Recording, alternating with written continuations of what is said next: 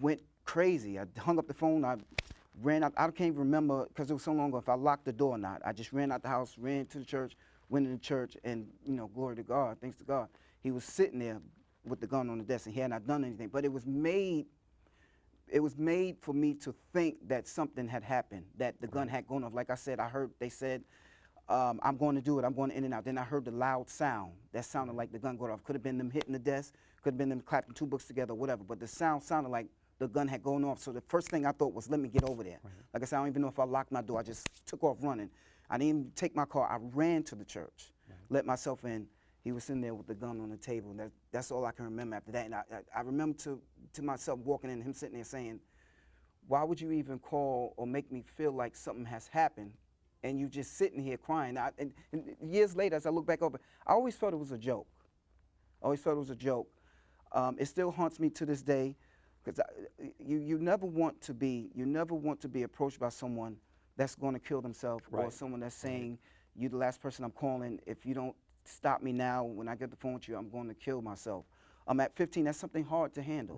As a 15-year-old, that's something hard to have. My life is already hard because I have so much responsibility here at the church. People are looking to me to do certain things. I'm expected to do a lot of stuff. So I'm already dealing with that. Now to have to deal with a grown-up situation at that age, it was very hard. Absolutely, absolutely. Well, let me ask you this.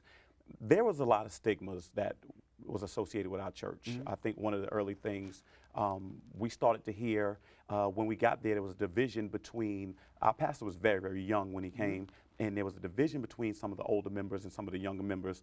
And the fact that he was from the South, people used to be very, very critical of some of his attire, and even in cases, I think some of the dialect and things that they were not used to. Our pastor had a very, very strong presence. He was a tremendous preacher, but it started, you started hearing little whispers about his sexuality being called into question. I think all of us had to deal with it. I think we were put in a position where we tried to defend it. But how do you remember that coming about, or do you remember when that started, or how it started, or how it affected you when it started? I can't remember exactly the year, date, time it started, but as you said, it started with the rumors, with people talking, and then there was a situation involving a young man. We were all brought into a meeting at that time to sit down with the young man to hear what he's had to say.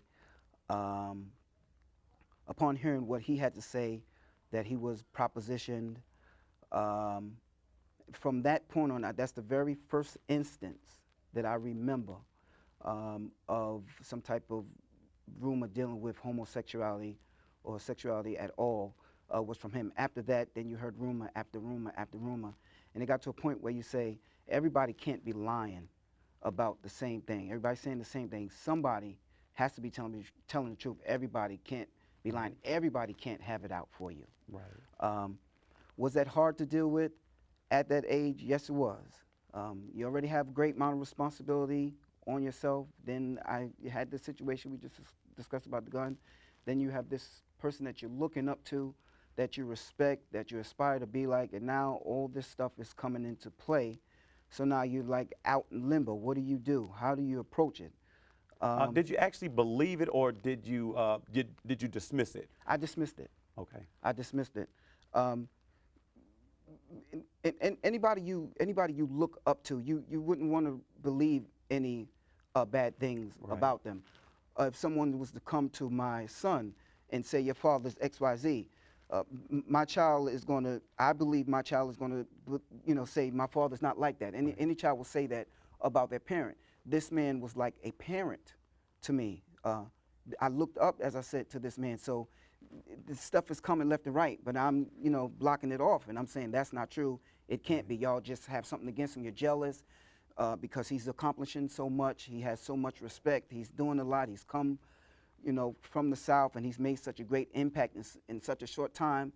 So I really felt that it was nothing but jealousy, because there were a lot of pastors in the community who were not able to accomplish the things that he had accomplished in the short period of time that he did accomplish it. Well, let me ask you, when it happened, from the time you were 15 and you started hearing things like that, did you ever consider possibly confronting him, or did you ever possibly consider maybe leaving? I mean, you did think it wasn't true, But when things keep coming up and they keep coming forward, it becomes almost a pressure trying to defend it because it looks like you're associated if you stay. And if you stay, it looks like you're in agreement with it. I can remember several times defending our pastor. And then as I got older, it did seem like it was difficult because it was coming from everywhere, you know. So I'll be honest with you, I never confronted him about it. He had never brought it to me directly. I never confronted him. Did you ever confront him? Did you ever want to confront Um, yes, it wasn't until I guess when I started college, after all these years of hearing this stuff, things of that nature, because like I said, I defended him tooth and nail. I would have gone to grave. This is a man that I would have, someone shot a gun, I would have stepped in front of the bullet and given my life so that he can live to continue to do the work that God had called him to do. So at some point, it did come into play that I needed some closure. I needed to hear something from him. I vaguely remember asking around, sort of around, are you gay or are you homosexual? And if you are, how can you be that way and still be such a powerful and anointed preacher? Still be so gifted, whereas, I mean, this man can prophesy to you and be on point, tell you stuff about yourself that nobody else knows, tell you about things that's going on in your life nobody else knows that you know, and it's true. And, it was told to me, we are the way we are, God makes us like that. God knows my heart. Right. God will deliver me in his own time. When he gets ready to deliver me, he will. That's the answer I was given. That's the answer I took. And still, in spite of that, after all of that, I still stayed because I was committed. I was committed, I guess, to some sense of loyalty. I always felt you had to be loyal to leadership no matter who your leadership was. Right. Defend your leadership tooth and nail. It was even once said to us by another leader, if somebody comes to you with a videotape or a picture of your pastor doing X, Y, Z, it wasn't him. You say it wasn't him, it's not him, he didn't do it, he doesn't do that. That's the type of stuff that was ingrained in us. So I came up as a teenager and coming into my early adulthood, believing that and defending tooth and nail, saying that I will put my head on the chopping block, saying, I don't care what anybody's saying, he is not like that. This man does not do that. You can bring me before any judge or anybody you want to question me, and I will tell you, he does not do that. It even got to the point where even if I honored and respected and loved the man so much that it's just like you would take a fall for someone so they wouldn't get in trouble. Like you may have a friend who sells drugs and you both get caught and you say, no, it wasn't him that was doing it, it was me. You do the bid so that the other person go off in due time. That's how committed I was, Pastor, to this man and to this ministry. So once he kind of shared that it was an issue and came into play, did you feel like you had to be a part of the secret? Did you feel that you had to be part of the cover-up? I was just listening to what you said, and it's almost like some people believe that police officers have the blue wall of silence. I've heard people say that there's the same thing in the ministry. If you look back now to think we're grown men now, and to think how it would be for somebody to tell a young person to actually cover up for somebody, how damaging that could be. I think everybody has been in a situation where they've been manipulated when a leader has a ulterior lifestyle. And to go through that, did you ever feel like you had to cover up? I mean, this is a man that is married. This is a man that has children. We love his wife. We love his kids. They were part of our family. We were part of their family.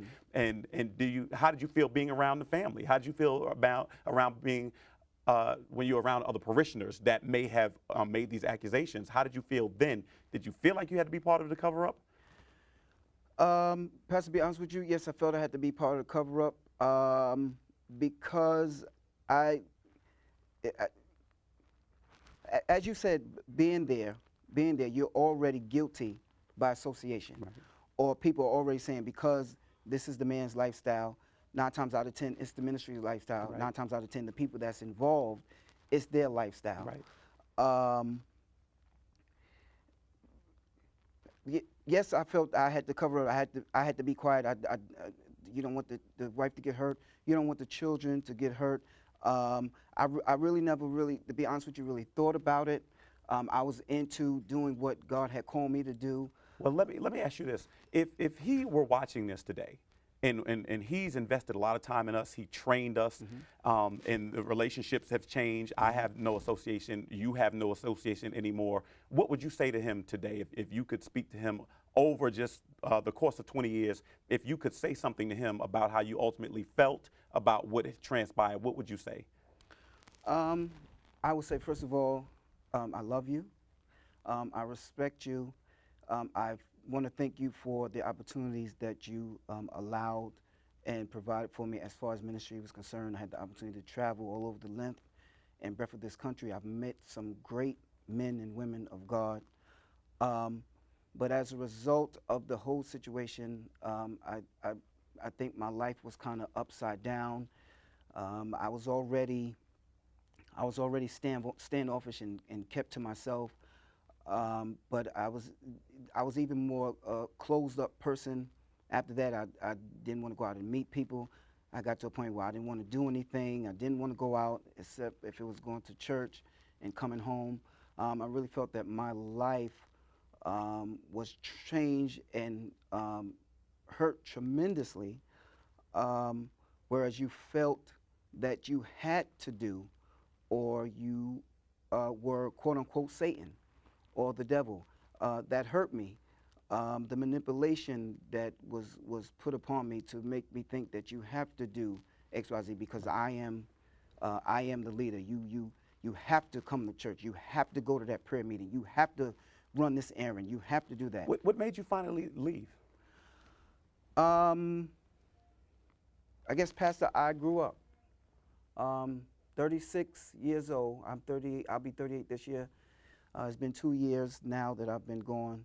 36 years old, already an adult. I think I finally grew up and said enough is enough. I want to make a change in my life.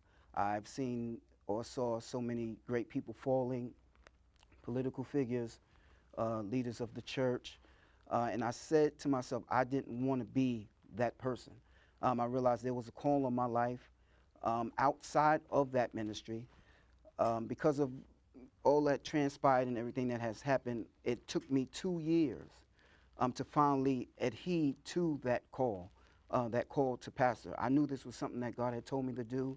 I knew this was something that God was beating on my heart to do, but because of all that I encountered, all that I went through with the ministry, I no longer want to be associated with ministry, period. I didn't want to preach anymore. I didn't want to pray anymore. I didn't want to be recognized under my title. I just want to be David. Don't call me elder. Don't call me pastor. Just call me David. That's who I am.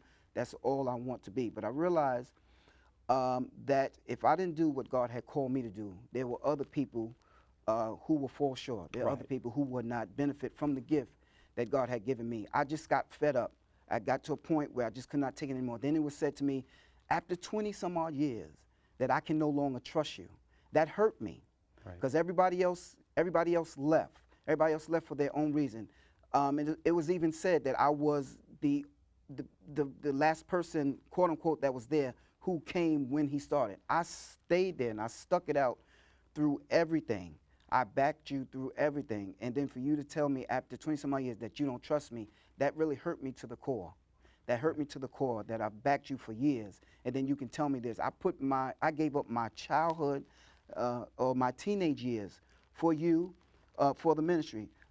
Granted, it was something that I felt that God wanted me to do, but it was also because I was loyal to you and loyal to the ministry. And after doing all that, for you to say that you no longer trust me, I had a problem with that. So I feel I had to cut my ties and I had to, leave. After being out, then I decided to do what God had called me to do. Well, thank you so much, Pastor. Thank you for sharing that. I know it was a lot, and I'm so grateful that we've come back in contact with each other. Yes. Thank you for being a guest on Inside the Pastor's Study. My name is Reverend Kelvin Walter, and I thank everybody for participating today. And thank you for supporting our interview. You can contact us at renewedspiritministries.net. Thank you so much. And again, we are certainly praying for you. We look forward to what God is going to do in your ministry, Faith and Power Ministries in Harlem, New York. Yes. God bless you and have a wonderful